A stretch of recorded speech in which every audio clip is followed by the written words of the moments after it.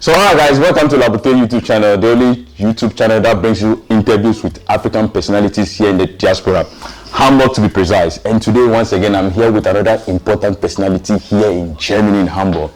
And he goes by the name Isaac Gordon Jr. Isaac, it's nice to have you on the show. What's going on, man? How you doing? I'm doing great. What about you? I'm all smiles. I can see, I can tell. We've not even started, but I like the vibe you are bringing already. It looks like I don't have to stress myself. No, you don't. You're going to tell me everything I'm going to ask you. Absolutely.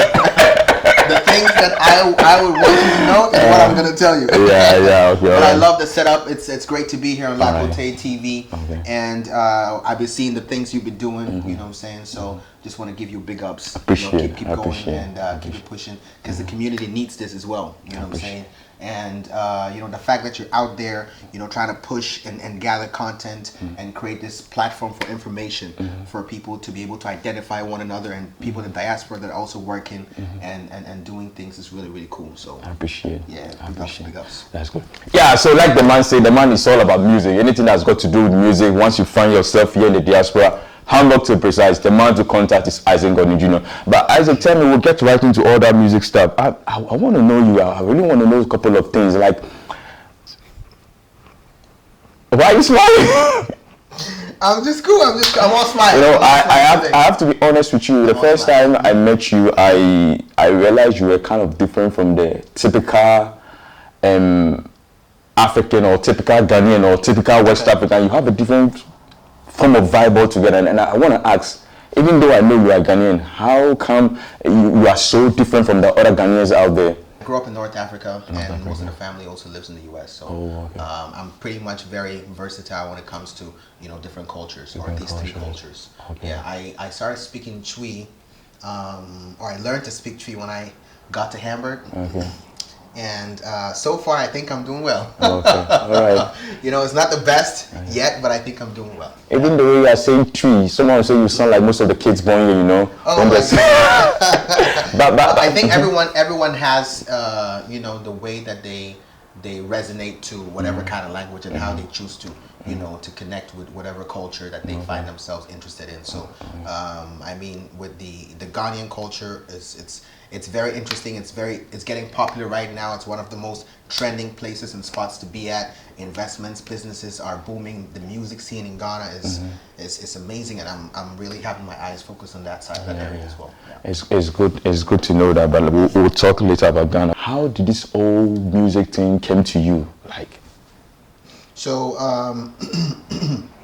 music has been something that we started doing from a very young age, and me and my brother started off as the Gordon Brothers, and we've been doing music pretty much since then. We had our first concert way back, I can't remember, I think 28 or 29, something like that.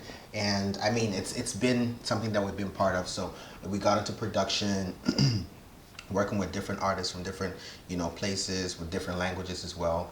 Francophone artists, Arabic speaking artists, all kinds of languages. And when I got here, it's just been part of me. So I just made it sort of like a main thing that I do actually by working with artists. And that's pretty much why a lot of people know me working with artists. Yeah. All right. So it's not like you just came to the diaspora and realized all of a sudden have a music thing. It is something you've been doing way back. Yes. Yeah. And speaking of doing it way back, growing up doing music, were you in any contest or any sort of stuff, or you were just singing in church and then? Everything started from church. This is why sometimes I always advise a lot of people that even when you're in certain places, don't take it for granted, because whatever you think you may be doing, once you put effort, energy, and time into it, you will end up, you will find yourself being good at what you're doing. I've been to some churches where I see people translating German to English, and they do it so flawlessly that they are able to work as translators. The same thing it comes to musicians. I know a kid drummer that I used to work with, and he started from church, and today he plays for different bands. It's the fact that he took it serious and decided to dedicate himself to the craft. It made him able to to get to a level where it's the church upbringing that got him to where he is today. And he's such a great musician right now, doing very, very well. Okay. Should you find yourself in a place and there's something going on and you want to partake, try and do it to your best. Because you don't know when you're going to need that particular skill. So like I said, still here with the man, Isaac Gordon Jr. So Isaac Gordon Jr., I want to find out, people used to say that some years ago before Gaddafi or whatever died, Libya used to be a very cool place to live. And according to people who've been there, that even if you're there, you never feel like you want to come to the Western world. At what point did you move out of there? So during the time of Gaddafi, everything, I mean, pretty much life was as it was, right? Money in general was not an issue at all. Work was in abundance and all that. And I grew up, I studied there in private school, so I have a big network out there. So during the time of the war, because there's a thing where during the midst of chaos is where there's a lot of opportunities. So as much as things were crazy, there were still so many opportunities happening out there as well. So that's also when we started expanding with music.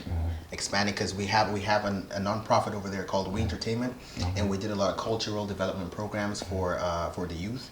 So this is where we started doing music trainings, getting them into things like sports, different kind of events, how to get sponsors, all kinds of things like that. And everything just took off from there. I used to work at a radio, and I used to broadcast, and that's how I got a scholarship to come to Germany as well. Yeah. Based on the way you sound like you were well established back in Libya. You have to take things back in time. Would you have wished whatever happened in Libya never happened and you'll still be there? I mean, everything happens for a reason. So if the war had not happened, I don't know what route I would have taken because I wanted to be a pro football player. So before the war happened, I was very much focused on soccer. I was playing football like actively, and I was trying to get managers, all that kind of stuff, the whole shebang. But after the war happened, I decided to go into media, and that's when the radio journey also started. So everything happens for a reason. At which point did you now migrated to the diaspora? So I came around, I think 2016 is when I got to Hamburg, and I've been here since in 2016. Yeah, and that's when I established the network with musicians and trying to get into the scene, seeing who's who's not who, where the hot spots are, where the music spots are. So I think I got here January 2016, and I think by May I already had a group, and I was trying to work with this group. We had our first show at the African Day Festival by Sylvania, and the group was called Urban Waves. So it was a collective of Afro Cliff, Theo Jr., who's now doing very well, and a bunch of other boys and girls. And one thing was that the group was not properly, like the members were not, it was more of a collective for the event. So trying to get that into a long-term thing was kind of difficult, because one of the things I've noticed here is it's not easy to have people get together for a long-term thing. People can come together for a small project, but when you want to have them long-term with the same vision, it can be difficult because every individual has their own other vision, and I think the individualism here is pretty strong as well, rather than collaborative spirit. Yeah. So is that to say that you feel like, are you talking in general or in the African community? In general. So is it more towards the diaspora? Diaspora. Well. Yeah. So you think the African communities here don't like working together with each other? I mean, it's not very common. It's not very common. It's not very common, and even when it does happen, it's not the most long-lasting. But what do you think is the reason for that? I guess different factors, but we have to dig deep and figure it out, because it happens in all genres, not only music, even with churches. So. I feel like here in the diaspora, in the African community, people see competitors as rivals, as enemies, I don't know, but I don't know how it is over there in the north, like you said, but it is something that is very common in Ghana and other places that I know, that when someone is doing the business and you're in the same business, they see you as enemies. But I feel like here in the diaspora, among the Western people, when someone is doing the same business for you, it looks like at the end of the day, everybody gets their market, so they don't see it like it's a kind of fight. But that's what I kind of perceive when it's in African communities. Is that the way you see it, Nadia? It definitely can be that way. I'm not sure if one of the things that we're lacking here, especially in Germany, is, you know, because when you look at places like in the US and the UK, the competitiveness is at a certain quality level. So if it comes to music or business or manufacturing or fashion, whatever, it's at a certain level where, you know, you could have GQ come in and all that kind of stuff. Here, we're not sort of there yet, but a lot of us are working towards that. And I think with time, we might see the need for collaborating. I think some of us picked up our parents', you know, attitude and habits of not wanting to work with each other. And, you know, like a lot of us who are guardians also know, no, don't go there, don't work with that person, don't talk too much to that person, your secret is your power type of stuff, you know. So these things are sort of like instilled in a lot of the young folks, and I think they still move with it, you know. And sometimes not having the right intention when working with people also causes a lot of issues, because then people come around but they don't have the best intention at heart. So when you see that, you would have to cut yourself or pull yourself back, and these things happen quite frequently, more than we hear, you know. So I think these are factors of why people don't work together. Is there a way you think we can do away with that? Because we here in the African community, like you said, we have this thing a lot. You said the moment the enemy of my enemy now becomes my enemy, or I don't know how to put it. If I am in good terms with you and you are not in good terms with somebody and I know them, the moment they realize that I'm in good terms with Isaac, I'm now the enemy. Why do you think we have this kind of mentality, and what do you think we can do to like curtail it? I think I don't think I do have the answer for that, but if we come up with the mindset of understanding that as a whole collective, as the black community and in the diaspora, we need to win as a whole collective. So it doesn't matter if LapoteeTV is winning or another media house is winning, whatever, but as long as you are out there, whenever I need something or someone from there, I know I have an access through you, you know, and the community has an access through you as well. So if we are able to have this mindset, I think that could work, but having this mindset is not an easy journey as well, you know, because we still have the crab mentality, you know, of wanting to pull the other crab down in the bucket. You know, we don't want to see the other one go out. You know? So when they try to go out, we sort of find a way to pull them down. I think it's a typical thing. If you look on social media, when you look at the comment section of, you know, when celebrities, some of these local celebrities have stuff, you would see people hating on, you know, saying all kinds of negative stuff, and it's not really necessary, but I think somewhat it's just part of us as well. You know, we just like to bash. So you just think it's an African thing? I guess it's a black thing. It's a black thing. Yeah, I guess. Okay, all right, guys, you heard it. Sometimes I wish we could just do away with all those things. So is that to say, do we necessarily have to be friends with the person to work with him? Not really. I mean, so when communication can be established and boundaries can be established, I think if the person has the right quality that you're looking for, and you have a certain type of quality that you bring to the table that the person also needs, it should be able to work. We don't have to be friends for us to do something productive, or for the whole collective as a diaspora or the community. But I think it takes a certain type of mindset to be able to understand these things, because sometimes people would rather, you know, choose difficult mode. You know, life is so simple, but we complicate things sometimes ourselves, you know.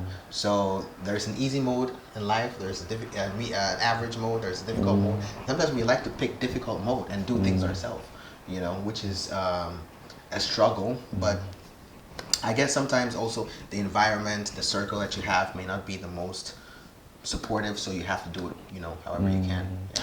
I have this feeling that some people rather prefer they starve rather than they eat food from a particular plate, even though they are hungry.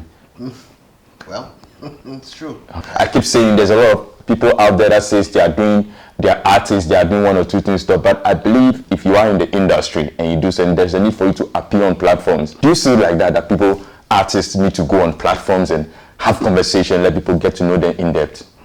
I mean, today in general, artists need to have a strategy on how to make themselves relevant, right? And there are different ways to go about it. Back then I think like 10 years ago or something like that, we had all these radio platforms that was very necessary to do promotion for their music, album, and all that kind of stuff. And today we have the podcasts, you know, and there's so many different platforms that artists can go on and help promote whatever that they're trying to sell out there to their audience. I think the other issue is that a lot of artists also feel like they don't have the right personality sometimes to, or they don't know what to say in times like that. And all of this comes down to artist development. And this is some of the stuff that I work on.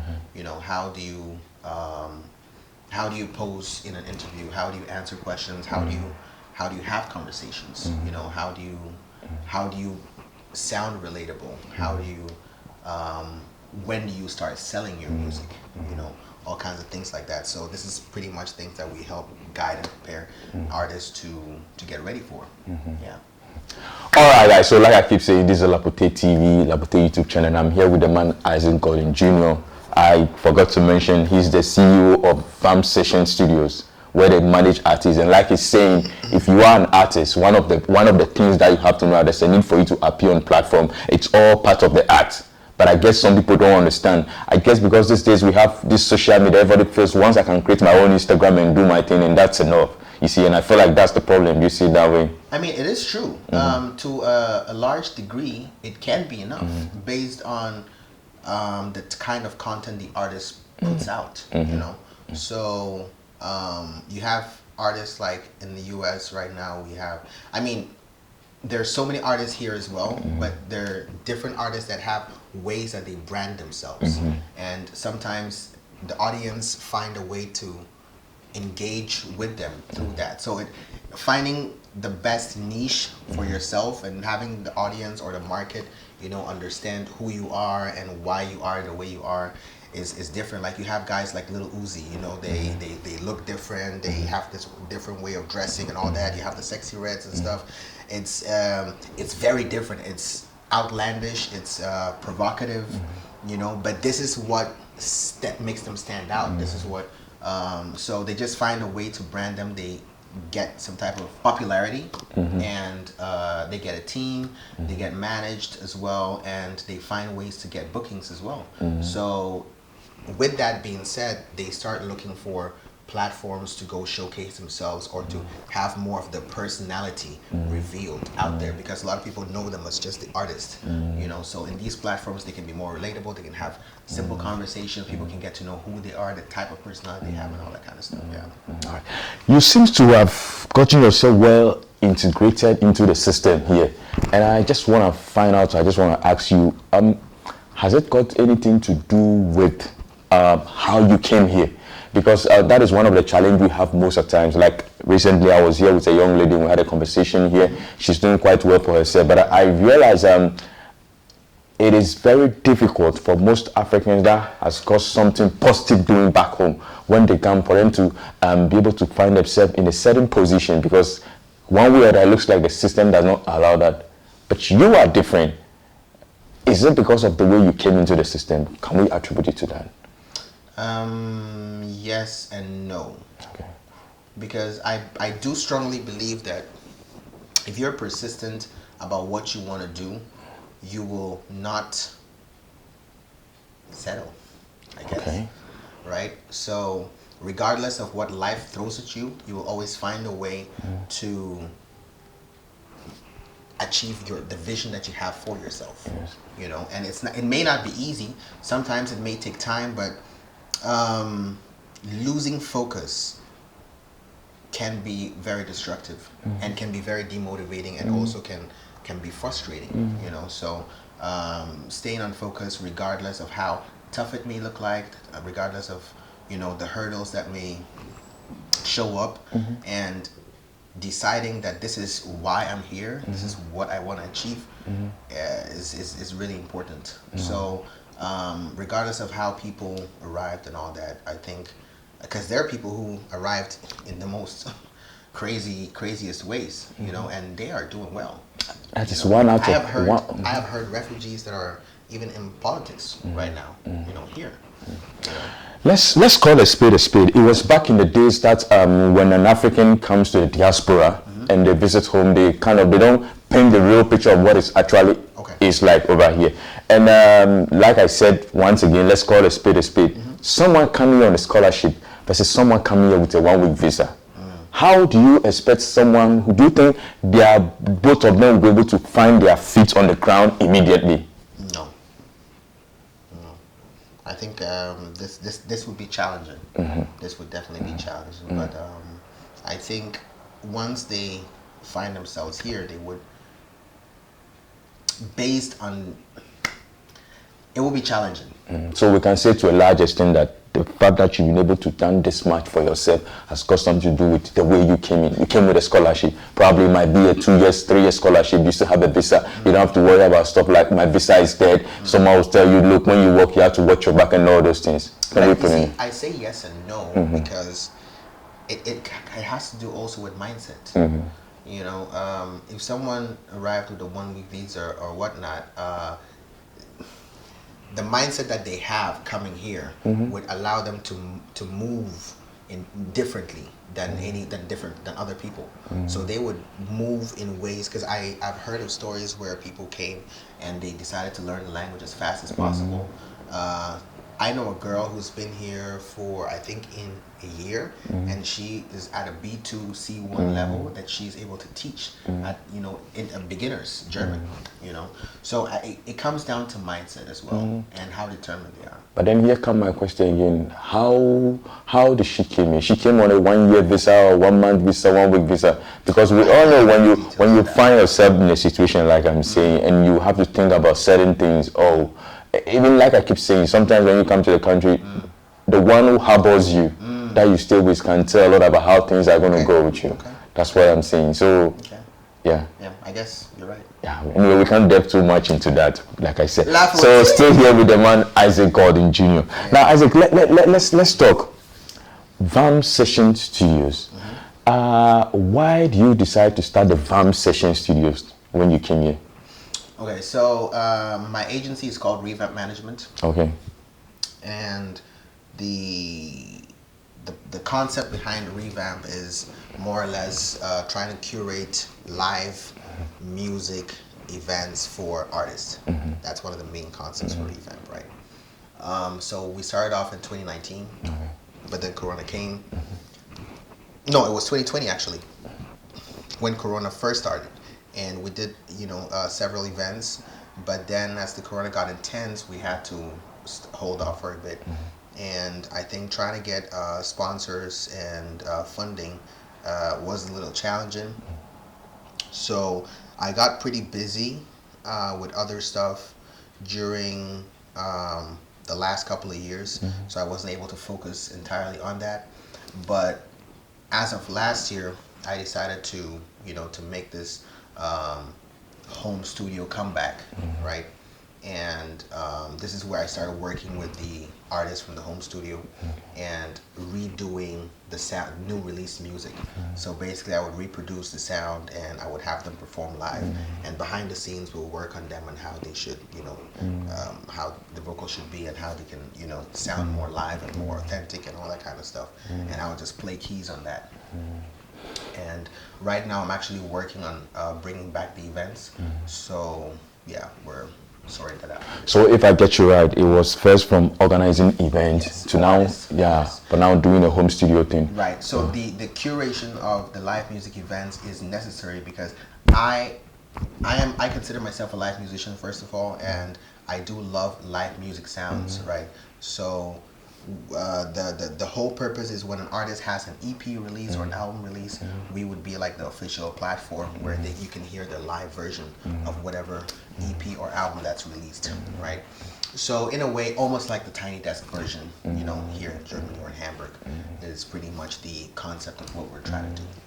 It's interesting here in the diaspora. Anytime an African person has got talent or something that they are working it, you never see them tapping it into the full potential. It always ends up to be a side hustle. Would you say when you were doing the eventing that you described earlier on, you were earning a full time from it, and you didn't have to still have to go drive a bus, do something like that. Would you say that was how it is, or it was just one of those side hustle? Like, I think I was doing it full time. It was not paying initially the full package, but then I was still doing it full time. You still need full time. Yeah. So that is to say, whatever was coming from it was enough to keep you going without having a different job. Not enough, but sometimes it can be tasking with time, you know. So you have to do some type of reports and all that kind of stuff. You have to manage this, manage that. You know, make sure that the tech writer for artists is in place, technicians, locations, all that kind of stuff. So that is a full-time gig, you know. So you try to be dedicated to it, you know. It's different from, and it's my passion project, you know what I'm saying. So it's different from when you're doing it for someone else, you know, where you do your required hours and then you're done. You can go home and sleep. This is a 24-hour gig when it's your passion project, you know what I'm saying. So do you think with you doing this, will you ever get to a time when it's going to be a full-time something? Because like I said, for anybody who is doing anything that they feel like it's passion, it's their talent, they are driving it, the idea behind this is to get to a point whereby they can actually pay themselves and say, okay, this is what I'm doing. Because we hardly see things like that. For almost everybody I know that's in the industry here, they have a different job that they are doing, and this is more like a side hustle. Like, I mean, there are people doing it full time and earning good from it. Yes, probably people in my network. Oh, okay. So probably it is the network that I know that are not okay. All right. So now tell me, which artists or which people have you worked with so far that you are here? Oh, I mean, what names? So there have been a couple of big names, but then one of my main focus is also with up and coming artists, because they are the ones that need a lot of the groundwork, you know, and a lot of artists don't know where to go or who to go to. So I am sort of like the go-to guy when a lot of people want to get into music in general, you know. So for some reason, I don't know even how people get to know that I am that guy. So someone would come into town and be like, hey, I want to get into music. They would be like, reach out to Isaac, here's his number. They'll give me a call. I will set them up at jam sessions or places that they could get connected and network with other musicians if they want to do live music with a band or go to studios, produce, all that kind of stuff. So I pretty much get them set up, yeah. So if I get it right, you do produce artists? Yeah, I do. Okay, can you pinpoint to me which artists you work for and the artists have been successful in their field? Well, like I said, there's this artist that I'm currently working on right now. We have a project that we're doing, and very soon you're going to hear the success with her. But there's this Nigerian artist who has a very interesting story, and he came to do a vamp session as well. And right now he's currently signed with the independent label.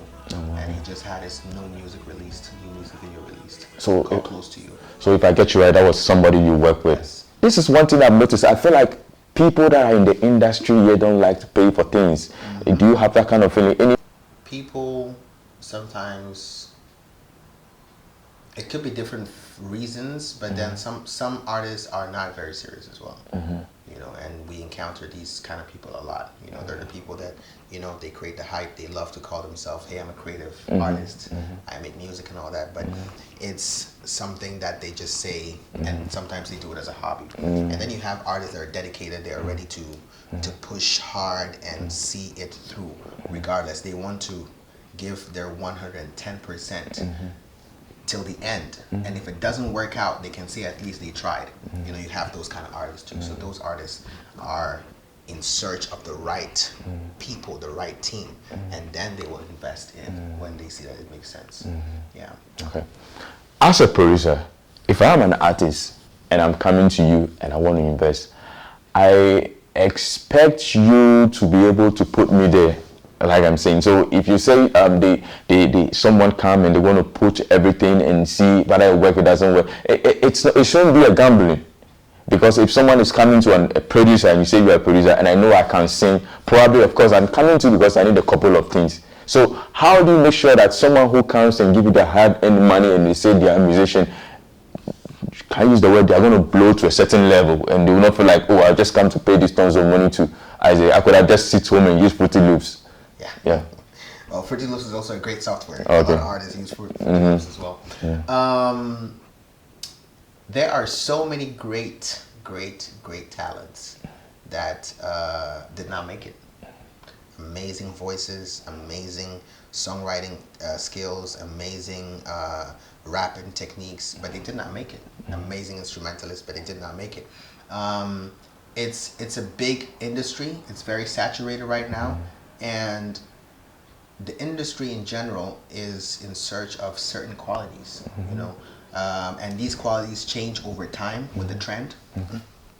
Now that Afrobeat is hot right now, there's a certain type of sound that is needed. Certain type. This is one of the reasons why Burna Boy also blew, because he has this very unique voice that is different. So there may be an artist that sings very nice and all that, but something is still missing. Maybe they sound like everyone else, so it's not special, you know. And I mean, it's a tough business. It's a mean business, and it's a hard business. So. There are so many talents. I went back to watch on YouTube this group called Fatty Cool. Okay. It's an American group, and it's through this era that Miguel, you know, came out, the R&B singer. And it was an R&B group that they put together. They even signed a deal, and they had so much potential. But when Miguel came out with a song they did, it was very different, and this is one of the ways that Miguel also blew, you know. And where is this group today? Nowhere to be found. It's not that they're not talented; they are so talented, but there is no guarantee. There's strategies that one can apply, but there is no guarantee, you know. And it also comes down to the artist, how serious and dedicated they really want to see themselves blow as well, you know. So it's a tough game. A lot of hearts get broken every day. So you are saying you just don't have to be a singer if you want to be in this industry. You have to have some sort of uniqueness, I guess. Yes, yes. And sometimes if you have other qualities as well, it makes you stand out. You know, David Beckham was a football player, but he was also a model, you know. And just like Cristiano Ronaldo, you know, and you know, some of the celebrities, they have different things that they do that makes them, you know, overall like very different. This is why one of the reasons why Cristiano is very big, because he's not just known as an athlete, he's known as more than an athlete, you know. So he's a public figure, and sometimes it just based on the personality, how you brand yourself also counts, plays a role. Good. Have you ever had a situation whereby someone approach you and want to do music, and based on what you see, you realize music is not just their thing, and you are just blunt open to them that they should forget it? Will you? Yeah, several times. I mean, but then, so music today is very different in the sense that the simplicity of music, or popular music, can be very simple and so attractive to the masses, right? So you have songs like Despacito. Back then, you would have songs from artists like Michael Jackson and Prince, where they would sit down, write. You would have music scholars get into the studio to produce.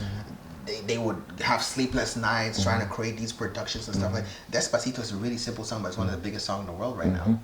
You know, and it's very simple. There's nothing crazy to it. So I think it has to do with the times, the trends, and the sounds. And an artist may not have a great voice, but then what they bring to the table is what the audience love to hear. So how can you say it's bad? You know, it's all about the market. So it's a dicey business, or yeah. Okay, right. It's a tough one. When I started with my podcast, you were here. Yes. And what was it like for you being on that platform? Oh yeah, the experience. Yes, it was dope. I mean, the setup was obviously amazing. You have great quality, you know, production. You have great quality materials as well, and it was interesting. I loved the cast that was here too. The topic was that's not my because I'm just focused on music so far, you know. But it was it was an important topic that they all shared amazing points as well. And I think the show did its numbers. You know, people watched the show.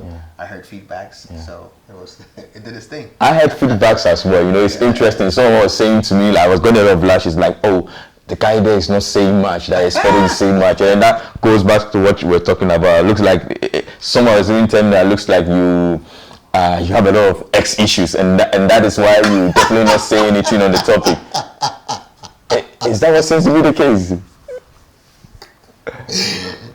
Now he's drinking water. He's drinking to that. He's drinking to that. You're done with your water. You want to tell her? Oh my God! I mean, the people actually. Being here on LapoteeTV is the place to be.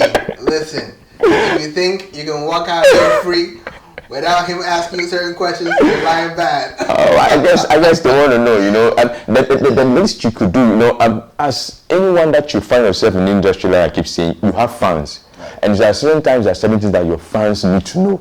Probably, definitely, they might not come to you, they might not come on your life, you understand me? And that is one of the ways that I believe fans get to connect with their artists, get to connect with people in the industry. So probably you might want to tell us, are you married?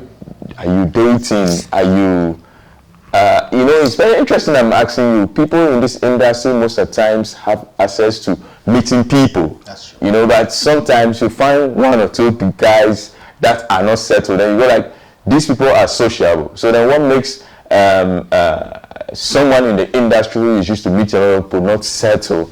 Is it that the right person is not coming, or it's just too much to choose from? Like, what? I said, the fans are... Oh my God! Yeah. Listen, Yes. Okay, so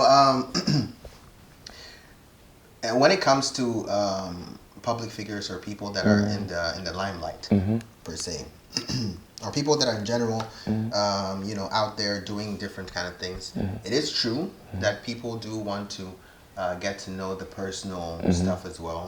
But sometimes the personal stuff is personal. Personal stuff is personal. And when they want to get to know the personal stuff, they can always reach out and get to know the personal stuff. So, yeah. All right, guys. With that said, I'm not gonna say much. He said personal stuffs are personal. So I don't know if you are out there and you're someone and Isaac is dating, or you are whatever you are to him. Like he said it's personal. And once they are not calling you out, I'm sure it's for a reason. So probably when he gets home, they are gonna ask him why he decided to hide you. And so we are still still here with the man Isaac Gordon Jr. Oh my God. Yeah. What is it like for you being in the African community? I mean, it has its ups and downs. It's definitely a place that everyone connects, and the African community is big. I think the African community here in Germany is also divided into different categories. So you have it is known as the whole diaspora, but then it's also divided into those that are very integrated, or that grew up here or were born here, and those that migrated here as well. So that's that's sort of like how I see the difference between in the diaspora, and I'm pretty much very sociable at all places. So it's fun to be at. There's a lot of events. I mean, I don't know what else to say, because business is also made sometimes in the diaspora. We have to work on making sure our budgets are well organized, sorted out. But overall, it's always a nice place to be at, and nice people to see. Sometimes it can get messy, because as big as the city is, it still is very small, because the diaspora is like when you have a certain type of when you're a certain type of person, everyone gets to know who you are and where you're about and who you're with and all that kind of stuff. So it can get messy in a way, but overall, I think it's still a very, very nice community and network to be in. Yeah. Do you think, as people that are in the industry, we are really tapping the benefits that are in the industry? What do you mean? The population of Africans in the diaspora is around 1 million, if I'm not wrong, and that's of the population in African population here in Hamburg, to precise, is around 14,000. And do you think we are really tapping into these numbers? Are we really benefiting in terms of when we have an event going on? Do you think that people pull out in their numbers? I mean, we're not, based on what we talked about earlier, and the fact that the working together is a problem. This is one of the main issues, right? So when there's different cliques and certain cliques don't want to mingle with other cliques, and individuals that do mingle with these cliques are being cut off from other cliques. I think it will be difficult to tap into the potential. You think we can do much if we do all this click here, I talk to this one, I don't talk to this one? You think a time will come like that, and you think it's possible we can? Will a time come like that? Whew. I think Jesus himself might have to come now. Because I think as Africans, we do have a certain type of stubbornness. We do have a certain type of pride and ego as well. Sometimes which is unnecessary, but it still exists. And no, I don't think so. It's going to be difficult. Yeah. Okay. It might be the way we are. Okay. All right, guys. I'm not going to say much. Like I said, the man here is a music man himself. If you are somebody, you are an artist, and you are here in the diaspora, like I said, Hamburg to be precise, you want to do anything music. I mean, he's worked with so many big people, and he's out there, and we all can say he's been doing a lot of projects. So if you're someone, you're in the music industry, and you want to take this thing serious, the man that you have to contact is Isaac Gordon Jr. Isaac, once again, I want to say thanks for coming to the show. Appreciate it, man. Appreciate it. Is there anything you want to say just before we leave our audience? Well, if you're an artist out there, or you're someone that wants to get into the music scene, the music world, and you don't know what to do or how to go about into this whole journey of being an artist or a musician, you can always reach out to Revamp Management, and we would definitely sit down with you and have a consultation and see what it is that you need. What it is that you can do. We would definitely look at your talent as well and see how best we can get you started. One of the main things is to have content and context that you can showcase anywhere. So this is one of the first things that we will be consulting you on and working with you step by step to be able to help you have all of that done, so that whenever you step out and want to have any type of event, performance or whatnot, it'll be easy for you, because you would have tracks ready.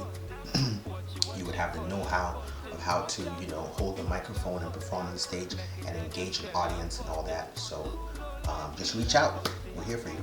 All right, guys. So he just said it all. After you reach out and you are done, then you come here for an interview. Let's see whether you are up to the task. Okay. So once again, nice having you here. Absolutely. Okay. All right. Okay. So ciao, bye.